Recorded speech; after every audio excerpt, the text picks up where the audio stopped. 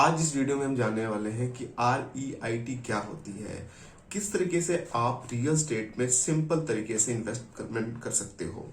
देखिए, जब भी हमारी इन्वेस्टमेंट की बात आती है ना, हमारे जहन में तीन चीजें आती हैं। पहली होती है स्टॉक मार्केट इन्वेस्टमेंट, कई लोग रियल स्टेट में इन्वेस्टमेंट के बारे में सोचते हैं, और तीसरी कैटेगरी के लोग हैं जो गोल्ड्स में, सिल्वर में इन्वेस्ट करना पसंद करते हैं। अब स्टॉक मार्केट में इन्वेस्ट अगर करना है तो उसके लिए आपको प्रॉपर नॉलेज होनी चाहिए कि किस तरीके से कौन सा स्टॉक पिक करना है या किस तरह से म्यूचुअल फंड में इन्वेस्टमेंट हमें करनी है। लेकिन अगर आप रियल स्टेट की बात करो तो हम सबके जहन में एक बात होती है कि शायद अगर हम रियल स्टेट में इन्वेस्टमेंट करने जाएं तो उसके लिए हमें बहुत सारे कैपिटल की रिक्वायरमेंट होगी, जो कहीं ना कहीं सच भी है। जो रियल स्टेट में इन्वेस्टमेंट करने के बारे में लोग सोचते हैं वो लाखों से करोड़ों रुपए तक की कैपिटल रिक्वायरमेंट होती है। बट इस वीडियो में मैं आपको बताने वाला हूँ कि किस तरीके से आप REIT के थ्रू रियल स्टेट में इन्वेस्टमेंट सिर्फ 1,000 रुपए के साथ शुरुआत कर सकते हो। अगर आप एक इन्वेस्टर हो या अपनी इन्वेस्टमेंट जर्नी की शुरुआत कर रहे हो तो ये वीडियो आपकी बहुत इंपॉर्टेंट होने वाली है। तो इस वीडियो के अंत तक आप बने रहें, जहां मैं आपको डिटेल में बताऊंगा क्या होती है RIT, किस तरीके से आप RIT में इन्वेस्टमेंट कर सकते हो, RIT काम कैसे करती है, क्या इसके प्रो क्या इसके कॉन्स हैं।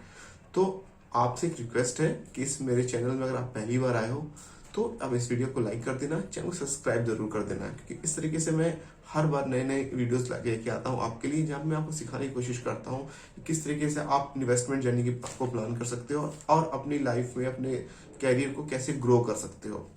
तो चलिए शुरुआत करते हैं इस वीडियो।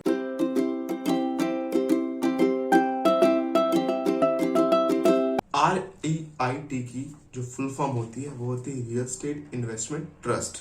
जिस तरीके से आप स्टॉक मार्केट में इन्वेस्टमेंट करते हो या स्टॉक मार्केट में इन्वेस्टमेंट करने के लिए आपको स्टॉक ब्रोकर के थ्रू स्टॉक्स को बाय या सेल करना होता है, इसी तरीके से अगर मैं आपको बताऊं कि रियल स्टेट में भी आप इन्वेस्टमेंट कर सकते हो और उसके लिए कोई आपको ह्यूज इन्वेस्टमेंट लाइक लाखों या करोड़ों रुपए की जरूरत नहीं है। आपको RIT के थ्रू ये प्रोविजन आपके पास अवेलेबल है कि आप एक छोटे से अमाउंट के साथ REIT के थ्रू रियल एस्टेट इंडस्ट्री में आप इन्वेस्टमेंट कर सकते हो। अब RIT काम कैसे करती है, जैसे कि पहले मैंने वीडियोस में बताया कि जिस प्रकार म्यूचुअल फंड, जिस तरह म्यूचुअल फंड काम करते हैं, जो एक म्यूचुअल फंड हाउस होता है जो आपसे पैसे लेता है और आप पैसे को दे के कोई आपको कुछ NAVs मिलती हैं, और वो म्यूचुअल फंड हाउस जो होता है वो इन्वेस्टमेंट करता है अलग अलग अलग स्टॉक्स में, और जब भी वो स्टॉक्स ग्रो करते हैं आपकी NAV की वैल्यू ग्रो करती है और आपको अच्छा खासा रिटर्न मिलता है। सिमिलरली आप भी रियल एस्टेट में इन्वेस्टमेंट करने के लिए आप ये कर सकते हो कि आप किसी भी अच्छे ब्रोकर के साथ, चाहे वो ग्रो हो, ज़ेरोधा हो, ये सारे जो ब्रोकर्स हैं ये RIT इन्वेस्टमेंट को एक्सेप्ट करते हैं। अब वहां जाके एक SIP कर सकते हो या एक लमसम अमाउंट दे सकते हो।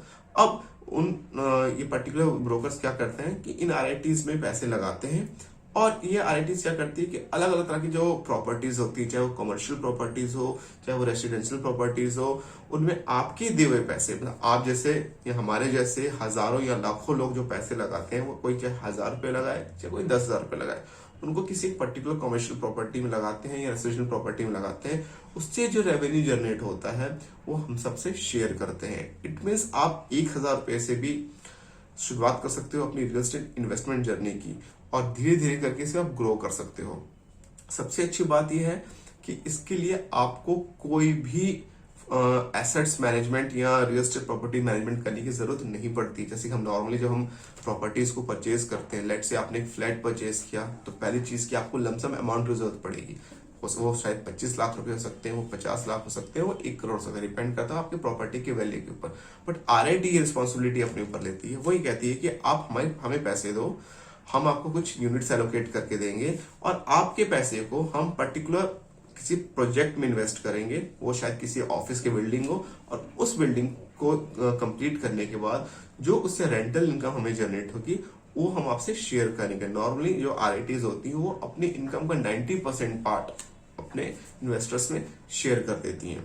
तो इससे ही बात तो क्लियर है कि रियल एस्टेट में अगर आपको इन्वेस्ट करना आप चाहते हो तो आपको हजारों लाखों या कोई बड़े करोड़ों रुपए की जरूरत नहीं है, आप 1,000, 2,000, 5,000 से भी इसकी शुरुआत कर सकते हो। अब हम जानते हैं कि इसके क्या मेरिट्स हैं और क्या डिमेरिट्स हैं। देखिए, ऑब्वियस सी बात है, जब आप किसी प्रॉपर्टी को रियल में ओन करते हो तो आपको पास ऑनरशिप मिलती है, but in case of RIT आपको कोई फिजिकल ऑनरशिप नहीं मिलती किसी प्रॉपर्टी की, आपको कुछ यूनिट्स मिलती हैं। अब जब आप किसी प्रॉपर्टी की फिजिकल ऑनरशिप लेते हो तो इट्स क्वाइट ऑब्वियस आप उसके ऑनर होते हो, लेकिन उसके लिए आपको बहुत बड़ा अमाउंट पे करना पड़ता है। बट इन केस ऑफ आरआईटीज आपको कोई बड़ा अमाउंट पे नहीं करना। लेट्स से कोई प्रोजेक्ट है 100 करोड़ का और आपने उसमें 1 लाख रुपए इन्वेस्ट किए हैं, तो आपको एक पर्टिकुलर पार्ट की ऑनरशिप उससे मिल जाएगी। वो एक फिजिकल ऑनरशिप नहीं हुई, एक डिजिटल ऑनरशिप आप कह सकते हो, वो आपको मिल जाती है। और जो भी रेवेन्यू जनरेट हो रहा है उस पर्टिकुलर प्रॉपर्टी से, in case in terms of rental income या जो भी हो, उसका एक पार्ट जितना परसेंटेज आपने इन्वेस्ट किया वो आपको एज ए रिटर्न मिलेगा। अब मेरिट क्या आती है? पहली चीज कि आपको तो प्रॉपर्टी मैनेज करने की कोई टेंशन ही नहीं है। जैसे कि आप एक प्रॉपर्टी ओन करते हो, फिजिकल प्रॉपर्टीज में टेंशन होती है कि रेंटर से रेंट इनकम लेना, उसकी मेंटेनेंस कराना या जो भी चीजें होती हैं वो आपकी टेंशन नहीं रहेगी in case of REIT। But अगर आप डीमेरिट्स की बात करो तो डीमेरिट्स ये होती है कि ये इस जो जिस पर्टिकुलर प्रॉपर्टी में आपने इन्वेस्टमेंट की है उसकी फिजिकल ऑनरशिप आपको नहीं मिलने वाली है। आप एक वर्चुअल इन्वेस्टर रहते हो और अपने इन्वेस्ट किए हुए अमाउंट के शेयर के अकॉर्डिंगली आपको उस पर जो भी बेनिफिट मिल रहा है इन टर्म्स ऑफ रिटर्न वो आपको मिलता है। साथ ही साथ अगर मैं लिक्विडिटी की बात करूं तो फिजिकल प्रॉपर्टी के कंपैरेटिव इसमें लिक्विडिटी ज्यादा है। बट अगर आप लेट्स से कि अगर आपने कोई एक फ्लैट परचेज कर लिया है 50 लाख रुपए का, अब उसको आप कैश में कन्वर्ट करना चाहते हो तो आपके पास एक ही ऑप्शन है कि आप उसे सेल करो। तो जब आप प्रॉपर्टीज को सेल करने जाते हो तो कंपैरेटिवली आरआईटीज के कंपैरेटिव, क्योंकि आरआईटीज भी एक तरह से ट्रेड हो रही होती हैं, कंपैरेटिवली उसको सेल करने में आपको ज्यादा टाइम लगेगा। बट आरआईटीज के केस में आपको ये होगा कि अगर आपने 1 लाख रुपए भी आपकी इन्वेस्टमेंट है तो कम टाइम में उसको लिक्विड कैश में आप कन्वर्ट कर सकते हो।